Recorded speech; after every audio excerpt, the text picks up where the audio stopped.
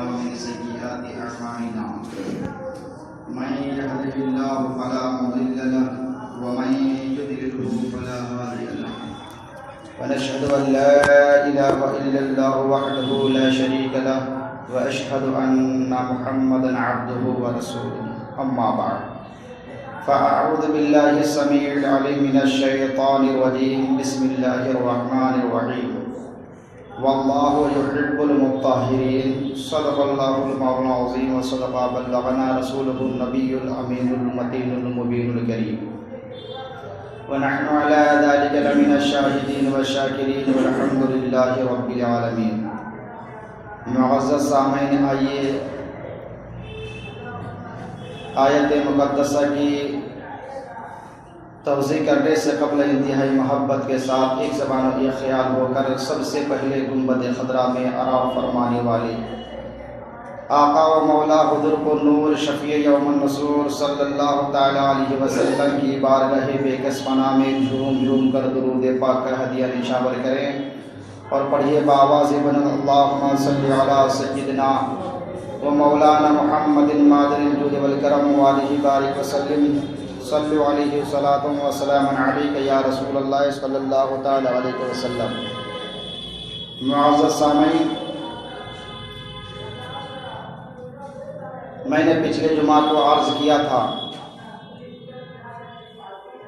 آیت کریمہ کی روشنی میں کہ واللہ یحب المطہرین، کہ اللہ تبارک و تعالی پاکی حاصل کرنے والے کو بہت پسند فرماتا ہے، اور اسی کے متعلق کچھ عرض کیا تھا کہ ہمیں پاکی حاصل کرنی کیسی چاہیے، اور طہارت کے تعلق سے بیان کیا تھا کہ وضو یہ نماز کی کنجی ہے. اگر آپ کا وضو صحیح نہیں، وضو کامل نہیں، تو نماز بھی کامل نہیں، نماز بھی درست نہیں ہوگی.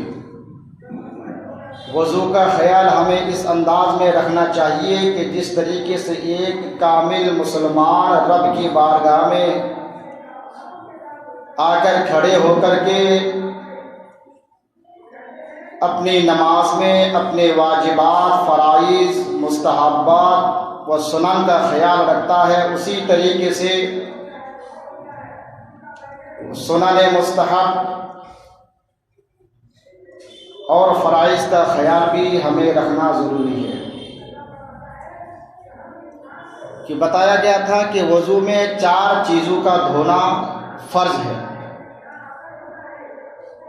ان میں سے ایک جز بھی، ایک حصہ بھی اگر خشک رہ جائے، سوکھا رہ جائے، تو آپ کا وضو کامل نہیں ہوگا.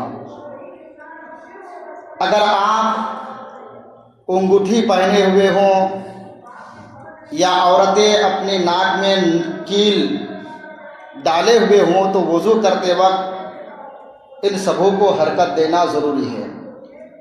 کہیں ایسا نہ ہو کہ نہ حرکت دینے کی وجہ سے وہ جگہ خشک رہ جائے تو آپ کا وضو نہیں ہوگا. اور ان 3-4 چیزوں کے علاوہ جتنے بھی چیزیں ہیں، مثلا کلی کرنا، ناک میں پانی ڈالنا، سر کا مسح کرنا، پورے سر کا، اور انگلیوں کا خلال کرنا، داڑھی کا خلال کرنا، اور ہر اعضائے وضو کو 3 مرتبہ دھونا، یہ سنت ہے وضو کے. تو فرائض کا ہمیشہ ہمیں خیال رکھنا چاہیے. اب کیا کیا چیزیں سنت ہیں وضو میں، اس پر آج میں روشنی ڈالوں گا. صاحب کتاب کہتے ہیں کہ وضو کی سنتیں، عبارت پہلے سن لیں کہ وہ سنن الطہارتی غسل الیدین ثلاثا قبل ادخالہما الاناء اذا استيقظ المتوضی من نومہ. وضو کی سنتیں دونوں ہاتھوں کو دھونا ہے 3 مرتبہ، یہ گٹوں تک 3 مرتبہ دھونا یہ سنت ہے۔ یہ خیال رکھے اگر کسی نے ایک بار دھویا تو وضو ہو جائے گا، ایک بار دھویا تو ہو جائے گا، کیونکہ وہ فرض نہیں ہے۔ تو 3 مرتبہ دونوں ہاتھوں کو گٹو سمیت دھونا یہ وضو کی سنت ہے۔ اور سنت کا مفہوم آپ جانتے ہیں، کرنے پر ثواب ہے، چھوڑنے پر کوئی گناہ نہیں۔ کب؟ قبل ادخالہما الاناء، اپنے دونوں ہاتھوں کو برتن میں داخل کرنے سے قبل، کیونکہ ابتدائی زمانے میں صحابہ کرام کے زمانے میں چونکہ یہ نل ٹوٹی وغیرہ کا سسٹم تو تھا نہیں، تو لوٹے وغیرہ سے پانی کیا کرتے ہیں، پانی لے کر کے وضو کیا کرتے تھے، یا برتن ہوتا تھا ٹب وغیرہ اپنے گھروں میں رکھ لیا کرتے تھے اور اسی سے وضو کیا کرتے تھے۔ کب؟ اذا استيقظ المتوضي من نومه، کہ جب وضو کرنے والا اپنے نیند سے بیدار ہو۔ اور یہی حال ہمارا بھی ہے، ہم اپنی نیند سے بیدار ہونے کے بعد اس ہاتھ سے نہ جانے اپنے منہ میں بھی ڈالتے ہیں، کھانے پر بھی اپنے ہاتھ کو داخل کرتے ہیں، حالانکہ یہ سنت کے خلاف ہے۔ جب بھی کوئی بھی آدمی اپنے نیند سے بیدار ہو تو بیدار ہونے کے بعد اپنے دونوں ہاتھوں کو وہ دھو لے۔ کیوں؟ حضرت ابو ہریرہ کی حدیث پاک سرکار سے روایت کرتے ہیں کہ نبی کریم صلی اللہ علیہ وسلم نے فرمایا کہ جب تم میں سے کوئی اپنے نیند سے بیدار ہو تو چاہیے کہ سب سے پہلے اپنے دونوں ہاتھوں کو وہ دھو لے گٹوں تک۔ کیوں؟ اس لیے کہ وہ ہو سکتا ہو کہ اپنی نیند کی حالت میں اس نے اپنے ہاتھ کہاں رکھا ہو، اس کے ہاتھ رات کہاں گزاری، کہیں ایسا تو نہیں کہ نیند کی حالت میں کوئی گندی چیز ہاتھ سے چھو لیا ہو۔ اسی اندیشے کی وجہ سے نیند سے بیدار ہونے کے بعد دونوں ہاتھوں کو دھو لینا یہ سنت ہے۔ اب یہ وضو کے شروع میں بسم اللہ الرحمن الرحیم پڑھنا، اس کے بارے میں کیا حکم ہے؟ فرماتے ہیں وتسمیۃ اللہ تعالیٰ فی ابتداء الوضو، بسم اللہ الرحمن الرحیم پڑھنا وضو کے شروع میں، اس کے بارے میں اصحاب جواہر ایک فقی حضرات ہیں اور امام اعظم کے درمیان اختلاف ہے تسمیۃ اللہ کے بارے میں کہ وضو کے شروع میں بسم اللہ الرحمن الرحیم پڑھنا کیا ہے۔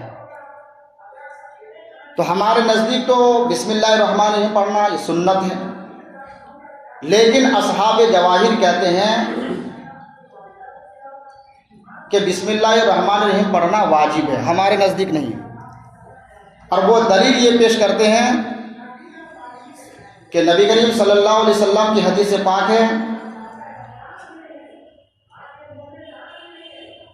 کہ لا وضوء لمن لم یذکر اسم اللہ، یعنی اس شخص کا وضو نہیں جس نے اللہ کا نام نہ لیا ہو۔ وضو سے پہلے جس نے اللہ کا نام یعنی بسم اللہ الرحمن الرحیم نہ پڑھا ہو اس کا وضو نہیں۔ اور اس حدیث پاک میں ایک لفظ آیا ہے لائے نفی جنس جسے کہتے ہیں لا وضوء لا، اور یہ جنس کی نفی کے لیے آتا ہے۔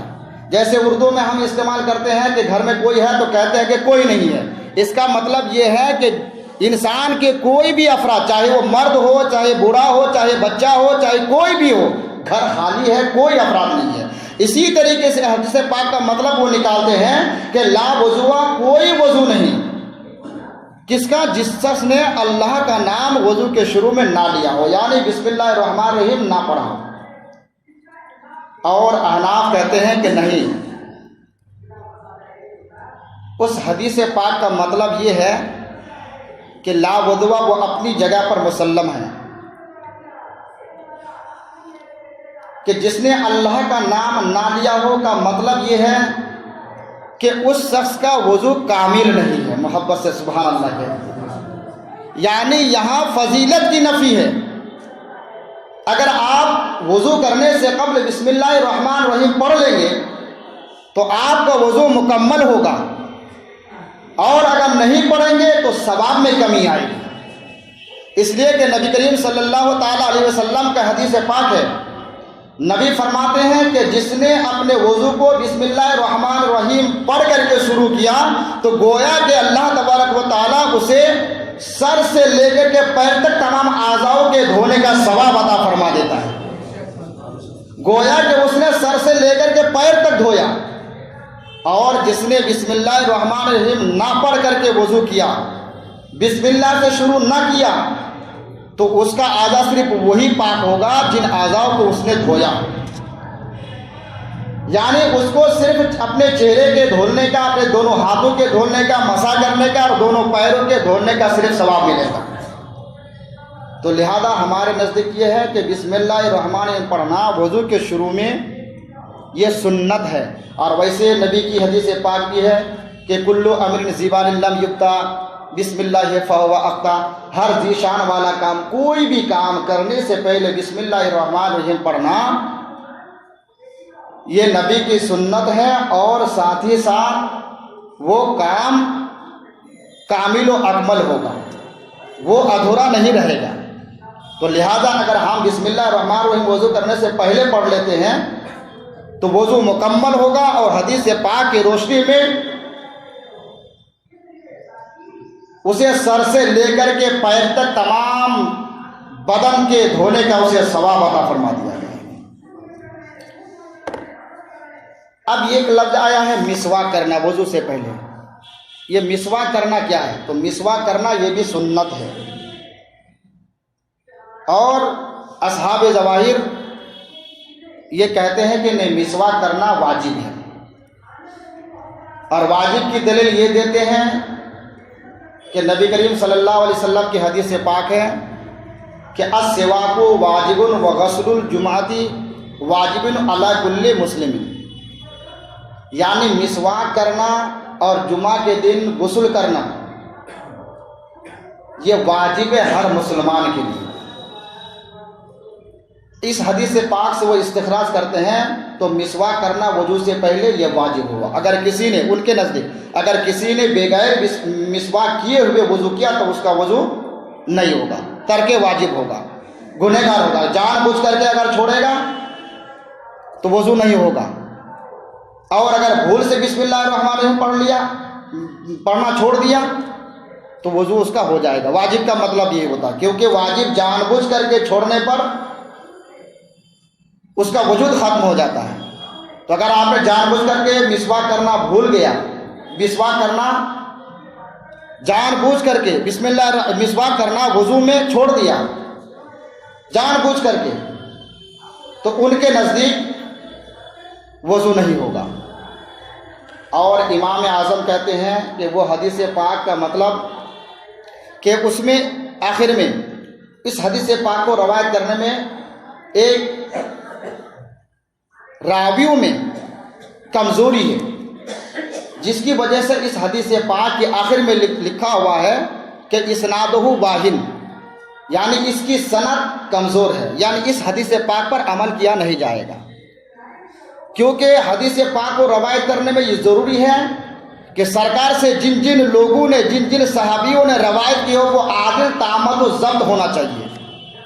یعنی ان کے بارے میں ایسا گمان ہونا چاہیے کہ وہ کبھی جھوٹ نہیں بولا، ترک سنت نہیں کرتا، جھوٹ نہیں بولتا، چغل خوری نہیں کرتا، اور سب کو یقین ہو. اسے کہتے ہیں عادل تامت و ضبط. تو ایسا صحابی ہونا چاہیے. مگر اس حدیث پاک کو روایت کرنے میں اس کی اسناد سرکار تک پہنچی ہے، اس میں ابہام ہے، پوشیدہ ہے، اسی وجہ سے اس کی سند کو کمزور قرار دیا گیا. مگر نبی پاک صاحب لولاک صلی اللہ تعالیٰ علیہ وسلم کی دوسری روایت ہے،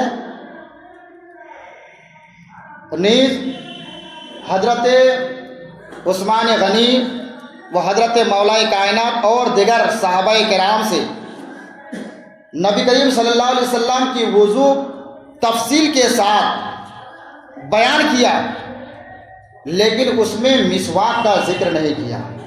اور ایک حدیث پاک یہ بھی ہے کہ نبی کریم صلی اللہ علیہ وسلم کے بارگاہ عالیشان میں ایک اعرابی حاضر خدمت ہوئے اور عرض کرنے لگے، یا رسول اللہ یا حبیب اللہ علمنی الوضوء، مجھے وضو کی آپ مکمل تعلیم دے. تو سرکار نے تعلیم فرمائی، مگر اس میں، اس حدیث پاک میں مسواک کا ذکر نہیں آیا.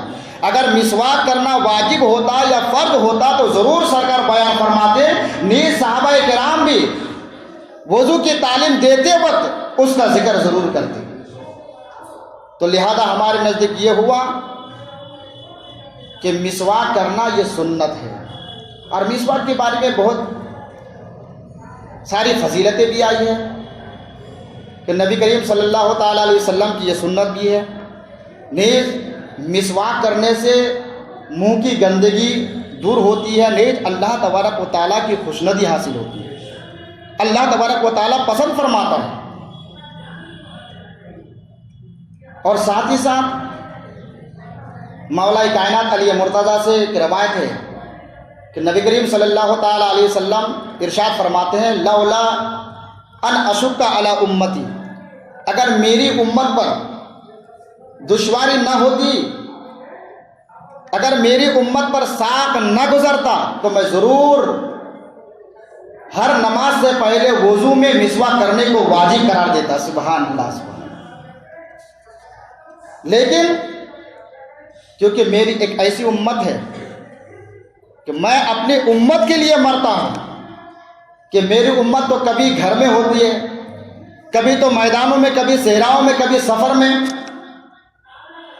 تو کہیں ایسا نہ ہو کہ کبھی حالت سفر میں مسواک کا بندوبست نہ ہو تو میری امت گنہگار کا شکار۔ اسی وجہ سے سرکار فرماتے ہیں کہ اگر میری امت پر دشواری نہ ہوتی تو میں مسواک کو ہر نماز سے پہلے واجب کر دیتا۔ اور سرکار مصطفیٰ صلی اللہ تعالیٰ علیہ وسلم مسواک کرنے پر مداومت فرمائیے، اور ساتھ ہی ساتھ ترک بھی ثابت ہے۔ تو ان دونوں روایت سے پتہ یہ چلا کہ مسواک کرنا یہ سنت ہے، وضو میں واجب نہیں ہے۔ اور نیز نبی کریم صلی اللہ علیہ وسلم ارشاد فرماتے ہیں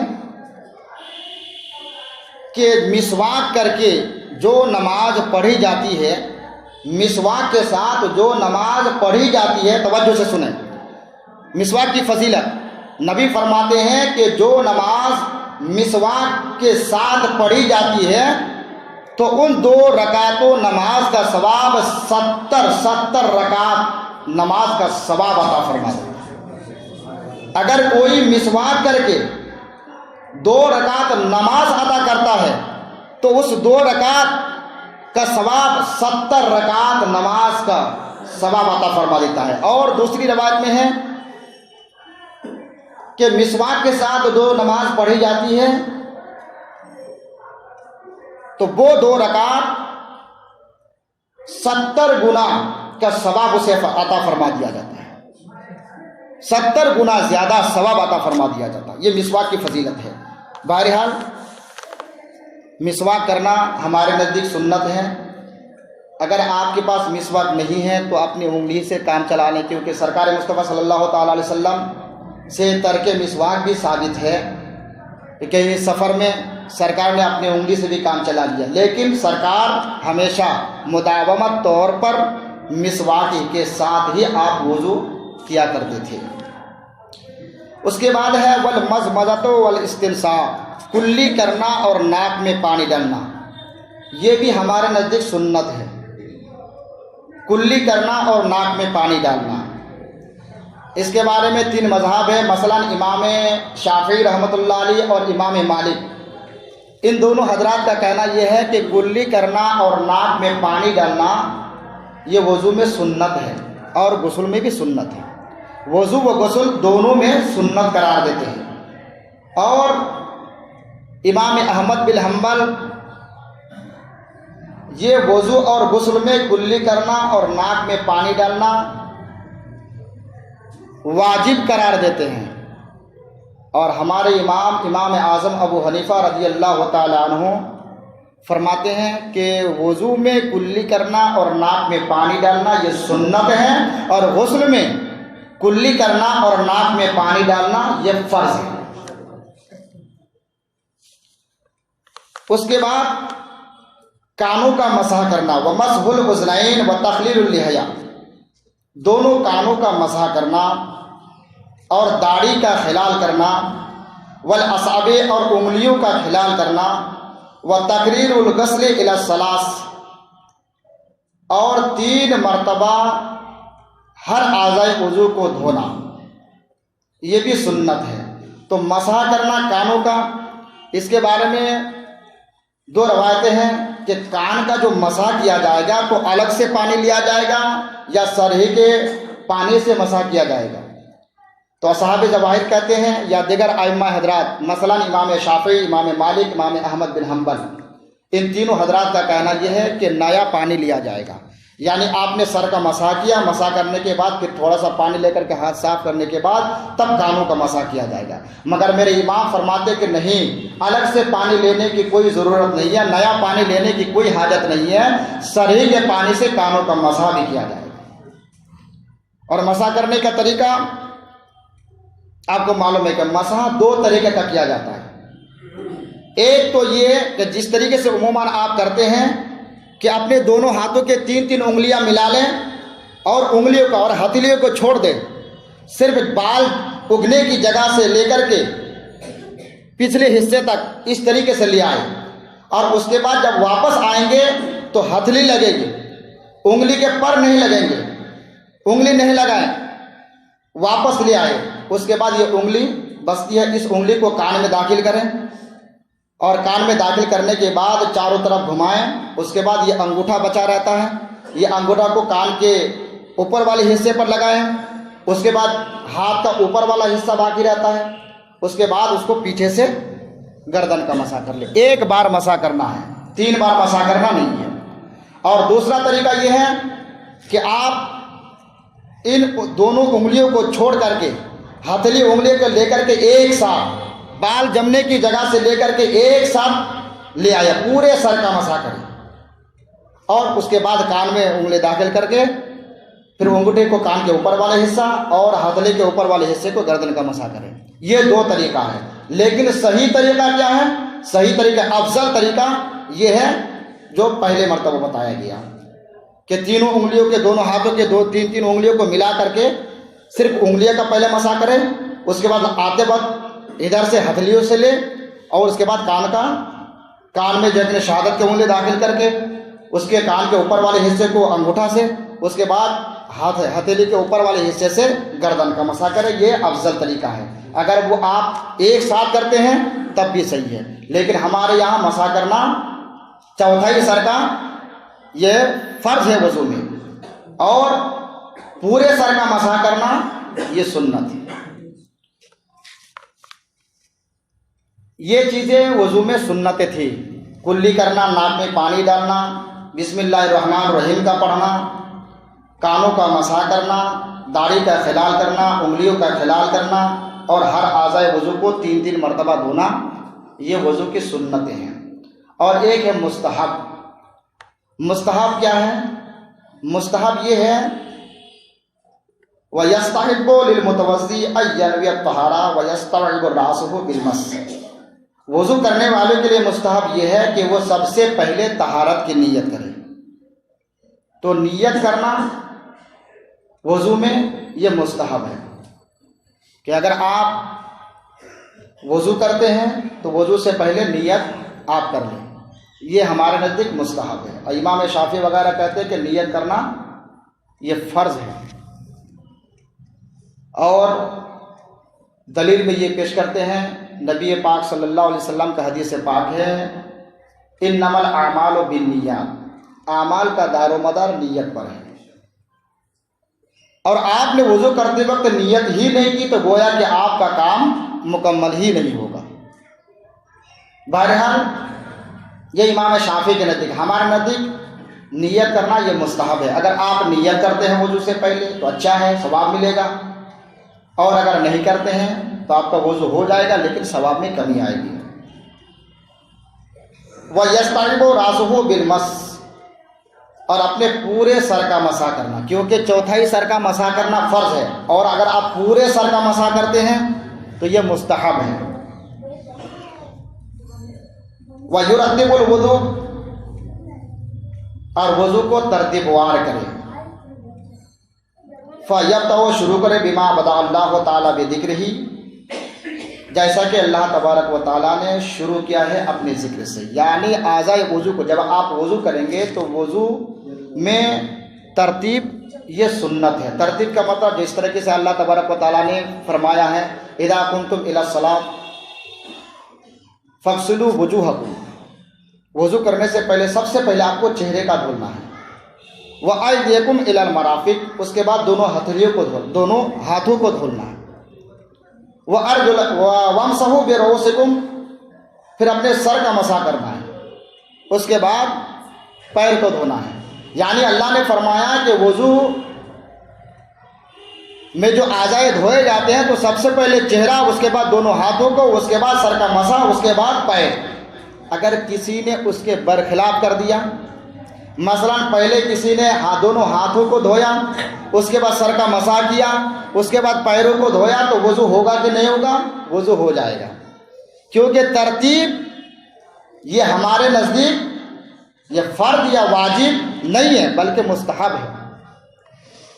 تو اگر کسی نے ایسا نہ کہتے، پہلے اگر کسی نے پیر کو دھو لیا، اس کے بعد ہاتھوں کو دھویا، اس کے بعد سر کا مسح کیا، اس کے بعد چہرے کو دھولا، وضو ہو جائے گا، کیونکہ ہمارے یہاں تو دھولنا پایا گیا، جو وضو میں 4 چیزوں کا دھولنا، وہ دھونا پایا گیا۔ ہاں، ترتیب کے خلاف کیا کہ اللہ نے پہلے فرمایا چہرے کو دھولنا ہے، تو اگر آپ پہلے چہرے کو دھولتے ہیں، اس کے بعد دونوں ہاتھوں کو، اس کے بعد سر کا مسح کرتے ہیں، پھر پیروں کو دھولتے ہیں، تو یہ مستحب طریقہ ہے۔ ہر اعضائے وضو کو ترتیب وار دھونا، اور ہر چیز کو داہنے سے شروع کرنا، کہ سب سے پہلے آپ دونوں ہاتھوں کو دھوئیں تو داہنا ہاتھ کو دھوئیں، اس کے بعد بائیں، پھر دائیں پیر کو دھوئیں، اس کے بعد بائیں پیر کو، کیونکہ تیامن کو یعنی ہر کام کو داہنے سے شروع کرنے کو اللہ پسند فرماتا ہے، نیز میرے سرکار بھی پسند فرماتے ہیں۔ اور نبی کریم صلی اللہ علیہ وسلم کی حدیث پاک ہے کہ ایک مرتبہ ایک صحابی کے گھر نبی تشریف لے گئے، اور ساتھ میں ایک اعرابی بھی تھا، دیہات کا رہنے والا صحابی تھا، اور حضرت ابوبکر صدیق رضی اللہ تعالی عنہ بھی تھے۔ وہ اعرابی نبی کے دائیں جانب بیٹھا ہوا تھا اور حضرت ابوبکر صدیق بائیں جانب۔ اسی درمیان میں صاحب خانہ نے آپ کی خدمت میں دودھ پیش کیا گیا، تو سرکار مصطفیٰ صلی اللہ تعالی علیہ وسلم نے دودھ پیا، اور پینے کے بعد اس اعرابی کو دے دیا۔ کسی نے پوچھا کہ یا رسول اللہ صلی اللہ تعالی علیہ وسلم، ابوبکر صدیق تو آپ کے چہیتے ہیں، اسے عطا کرنا چاہیے۔ نبی فرماتے ہیں الایمن فالایمن، شریعت کا حکم ہے کہ اللہ تبارک و تعالی داہنے سے شروع کرنے والے کو پسند فرماتا ہے۔ صدیق میرے بائیں جانب ہے، وہ اعرابی دائیں جانب ہے، اس لیے حق یا پینے کا جو مستحق ہے یہ اعرابی ہے، صدیق نہیں ہے۔ تو اس حدیث پاک سے بھی پتہ چلا، اور نبی کا یہ جو فرمان ہے کہ الایمن فالایمن، یعنی داہنے جانب والے رہنا، دائیں جانب والے یہ زیادہ مستحق ہے اس کے۔ تو ہم اعضائے وضو کو دھوتے وقت داہنے سے شروع کریں۔ ومسح الرقبہ، اور گردنوں کا مسح کرنا یہ بھی مستحب ہے۔ اب یہ باتیں تھی کہ سنت یہ چیزیں ہیں، فلاں فلاں چیزیں مستحب ہے اور فلاں فلاں چیزیں فرض ہے۔ وضو میں 4 چیزیں فرض ہے: چہرے کا دھونا، دونوں ہاتھوں کا دھونا، سر کا مسح کرنا، دونوں پیر کو دھونا۔ اس کے علاوہ اللہ تبارک و تعالیٰ نے بسم اللہ الرحمن الرحیم سے وضو کو شروع کرنا، مسواک کرنا، کلی کرنا، ناک میں پانی ڈالنا، دونوں کانوں کو مسح کرنا، انگلیوں کا خلال کرنا، داڑھی کا خلال کرنا، یہ چیزیں سنت ہیں۔ اور مستحب ہر اعضائے وضو کو ترتیب کے ساتھ دھولنا، داہنے جانب سے شروع کرنا، پورے سر کا مسح کرنا، گردن کا مسح کرنا، یہ مستحب ہے۔ اب یہاں سے بات ختم ہو گئی۔ دوسری بات اب یہ ہے کہ یہاں تو وضو کا طریقہ تھا کہ وضو میں کیا چیزیں فرض ہے، کیا چیزیں سنت ہیں، کیا چیزیں مستحب ہے۔ اب کن کن چیزوں سے وضو ٹوٹتا ہے؟ نواقض وضو، والمعانی الناقضہ الوضو، والمعانی الناقضۃ للوضوء ما خرج من السبیلین والدم والقیء والصدید اذا خرج من البدن فتجاوز الى موضع یلحقہ حکم التطہیر۔ صاحب کتاب فرماتے ہیں کہ وضو کو توڑنے والی چیزیں مثلاً جو نکلے سبیلین میں سے، سبیلین کہتے ہیں پیشاب پاخانے کے راستے سے، جو بھی نکلے یہ نواقض وضو ہے، اس سے وضو ٹوٹ جاتا ہے۔ پیشاب کرنے سے یا پاخانہ کرنے سے وضو ٹوٹ جاتا ہے۔ نیز خون کا نکلنا، یہ خون مثلا سوئی وغیرہ چبھ گئی اس میں تو کیا اس سے وضو ٹوٹ جائے گا؟ تو کہتے نہیں، یا خون سے مراد کہ اس جگہ سے وہ خون بہہ جائے، بہنا ضروری ہے۔ اگر سوئی چبھ گئی اور خون وہیں تک محدود رہا، تجاوز نہیں کیا، آگے نہ بڑھا، تو نواقض وضو نہیں ہوگا۔ اور آج کل یہ دیکھا جاتا ہے کہ ذرا سا خروچ آ گیا، خون نکلا تو سوچتے ہیں کہ وضو ٹوٹ گیا، روزہ ٹوٹ گیا۔ ایسی بات نہیں ہے۔ جو نواقض وضو کیا ہے؟ نواقض وضو کے لیے ضروری ہے کہ خون بہہ جانا، یہ ضروری ہے، اور اس انداز میں بہے کہ دیکھنے والا کہے کہ اب اس کو صاف کرو، پاک کرو، وہ خون مراد ہے، کہ ایک جگہ سے بہہ کر کے وہ دوسری جگہ چلے جائے۔ اور قے کا ہونا، قے جو الٹی کرتے ہیں، الٹی، یہ بھی نواقض وضو میں سے ہے۔ تو کون سی قے مراد ہے؟ تو قے سے مراد منہ بھر کر کے قے ہونا چاہیے۔ مثلا جھٹکے میں ہک کر کے ڈکار آیا اور ہلکا سا دانہ نکل گیا، کھانا نکل گیا، تو اس سے وضو نہیں جائے گا۔ اور اگر منہ بھر کے نکلا، اور منہ بھرنے سے مراد یہ ہے کہ سانس رک جائے، سینے میں تکلیف ہو، سانس لینے میں پریشانی ہو، یہ ہے منہ بھر کے قے۔ اس انداز میں اگر قے ہو، الٹی ہو، تو وہ نواقض وضو کا حکم دے دیا جائے گا کہ آپ کا وضو چلا گیا۔ اور منہ بھر کر کے نہ ہو، تیت آئے یا کچھ کھانا جھٹکے میں آ گیا ڈکار لیتے وقت، اس سے وضو نہیں جائے گا۔ اذا خرج من البدن، جب وہ نکلے بدن سے، فتجاوز، اور تجاوز کر جائے، الی موضع، ایسی جگہ کی طرف کہ یلحقہ حکم التطہیر، کہ اس کو پاکی کا حکم لاحق کیا گیا وہ یہ خون کے بارے میں، کہ وہ اس انداز میں تجاوز کر گئے۔ اور قے والقی ہو اذا کان ملء الفم، کہ جب منہ بھر کر کے ہو، تو قے سے مراد منہ بھر کر کے، اور اگر ہلکے میں ہوا تو وہ نواقض وضو نہیں ہوگا، یعنی وضو اس سے نہیں ٹوٹے گا۔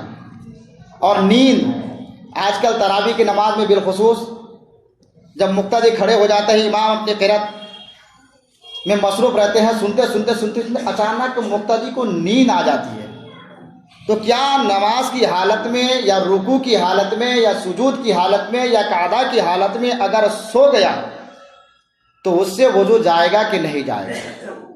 کون سی نیند نواقض وضو ہے؟ تو نواقض وضو، اگر آپ چیت لیٹ گئے یا کروٹ کے بل لیٹا اور اس انداز میں آپ لیٹے کہ بالکل سو گئے گہری نیند، یہ تو مسلمات میں سے کہ اس سے وضو ٹوٹ جائے گا۔ اور اگر آپ بیٹھے ہیں یا نماز کی حالت میں، قعدے کی حالت میں ہے یا رکوع کی حالت میں ہے یا سجدے کی حالت میں ہے اور سو رہے ہیں، تو اس سے وضو نہیں جائے گا۔ ہاں، ایسی نیند کہ آپ نے سہارا دیا کسی دیوار پر اور سہارا دے کر کے سو رہے ہیں، اور اس انداز میں آپ نے سہارا دیا کہ اگر اس چیز کو ہٹا لیا جائے تو وہ بندہ گر جائے گا، تو اس سے بھی وضو ٹوٹ جائے گا۔ اگر بغیر سہارا دیے ہوئے کھڑا ہے یا سو رہا ہے، رکوع کی حالت میں، سجدے کی حالت میں، قعدہ کی حالت میں، تو اس سے وضو نہیں جائے گا۔ تو ایسی نیند مراد ہے۔ او متقیان، یا ٹیک لگا کر، او مستندن الی شیء لو ازل لا سقط، یا سہارا دیا ہو ایسی چیز کی طرف کہ اگر اس کو ہٹا لیا جائے تو ضرور گر جائے گا۔ یعنی ٹیک لگایا ہو دیوار یا کوئی ایسی چیز جو گڑا ہوا ہو کہ اگر اس کو ہٹا لیا جائے گا تو وہ گر جائے گا، تو ایسی نیند سے وضو ٹوٹ جائے گا۔ اور اگر کسی پر بغیر سہارا دیے ہوئے اگر سو رہا ہے تو اس سے وضو نہیں ٹوٹے گا۔ والغلبۃ علی العقل بالاغماء والجنون، اور غالب آنا عقل پر بے ہوشی اور دیوانہ۔ اگر آپ نے وضو کیا اور وضو کرنے کے بعد عقل جگنے کام نہیں کر رہی ہے، بے ہوشی طاری ہو گئی، تو جس سے بھی جگنے وضو ٹوٹ جائے گا۔ اور کہکا لگانا، کہکا کہتے ہیں یہ ہنسنے کو، مطلب اس ہنسی کو کہتے ہیں جس سے پاس والے بھی سن سکے۔ تو حالت نماز میں اگر کوئی کہکا لگایا اور اس حالت میں ہنسا کہ پاس والے سبھی نے سنا، تو اس سے وضو ٹوٹ جائے گا، اس سے وضو ٹوٹ جائے گا۔ اور ایک ہوتا ہے تبسم، اچانک دل میں کوئی خیال آیا ہو اور مسکرا دیا، آواز نہیں نکلی، تو اس سے نہ نماز آئے گی اور نہ ہی وضو جائے گا۔ یہ تبسم اسے کہتے ہیں۔ تو اس ہنسی قہقہ لگانا فی کل رکعتی ذاتی ہی فی کل صلاتی ذاتی ہی ذاتا رکوعی و سجودی، اور ہنسنا ہر نماز میں، یعنی رکوع سجدے والی نماز میں۔ اگر رکوع سجدے والی نماز میں زور زور سے ہنسا اور اتنی تیزی سے ہنسا کہ پاس والے سنا تو اس کی نماز فاسد ہو جائے گی اور ساتھ ہی ساتھ وضو بھی ٹوٹ جائے گا۔ اور اگر تبسم کیا، صرف مسکرایا جو بغل والے تک بھی احساس نہ ہوا، تو ایسی ہنسی سے نہ نماز جاتی ہے اور نہ ہی وضو جاتا ہے۔ اور ایک ہنسی ہے اس انداز میں ہنسا صرف کہ بغل والے کو صرف احساس ہوا، دور والے کو نہیں بلکہ بغل والے کو احساس ہوا، تو اس سے اس کی نماز چلی جائے گی لیکن وضو باقی رہے گا۔ تو یہ ہنسی کی 3 قسمیں ہیں۔ والقہقہۃ فی کل صلاۃ ذات رکوع و سجود، یعنی ہنسنا رکوع سجدے والی نماز میں۔ یہ ہنسنے سے مراد قہقہ لگانا ہے کہ جس سے پاس والے سب سن سکے۔ تو ان چیزوں سے وضو ٹوٹ جاتا ہے، یعنی جو کچھ بھی پخانے کے راستے سے یا پیشاب کے راستے سے اگر نکلے، یا خون کا نکلنا، یا الٹی کرنا، یا ایسا خون کا نکلنا کہ ایک جگہ سے دوسری جگہ تجاوز کر گیا ہو، یا کئی کرنا جو منہ بھر کر کے ہو، یا سونا اس انداز میں، یا سہارا دیا آپ نے ایک ایسی چیز کی طرف کہ اگر اس کو ہٹا لیا جائے تو ضرور وہ گر جائے گا، ایسی نیند سے وضو ٹوٹ جائے گا۔ نیز اگر عقل پر بے ہوشی، دیوانہ پن طاری ہو گیا ہے، ایسی صورت میں بھی وضو ٹوٹ جائے گا۔ اور قہقہ لگانا، زور زور سے ہنسنا جس سے پاس والے بغل والے سب سنیں، اس سے بھی وضو ٹوٹ جائے گا۔ اور ایک مسئلہ یہ ہے کہ وضو کرنے کے بعد اگر سطر کھل جائے، گھٹنا دیکھ لیا کسی نے، تو کیا اس سے وضو ٹوٹ جائے گا؟ یا آپ نے وضو کرنے کے بعد ٹی وی دیکھا یا غلط کام دیکھا، تو جس طریقے سے عرف میں مشہور ہے کہ اس سے وضو ٹوٹ جاتا ہے، حالانکہ ایسی کوئی بات نہیں ہے کہ وضو کرنے کے بعد سطر کا گھٹنے کا کھل جانا، سطر کا کسی حصے کا کھل جانا، یا غلط کام کی طرف دیکھ لینا، یا ٹی وی وغیرہ دیکھ لینا، اس سے وضو نہیں جائے گا۔ البتہ آپ جو گناہ کا کام کر رہے ہیں، ٹی وی دیکھ رہے ہیں، وہ تو الگ سے گناہ آپ کو ملے گا، لیکن وضو پر اثر نہیں آئے گا۔ بہرحال یہ نواقض وضو ختم ہوا، انشاءاللہ العزیز پھر آگے سے غسل کے تعلق سے کچھ مسائل فقہی بیان کیا جائے گا۔ میرے بولنے میں شرعی اعتبار سے کوئی اگر غلطی ہوئی ہے میں توبہ کرتا ہوں، استغفر اللہ ربی من کل ذنب واتوب الیہ، اشہد ان لا الہ الا اللہ واشہد ان محمدا عبدہ ورسولہ۔ آپ حضرت کھڑے ہو کر کے اپنی سنت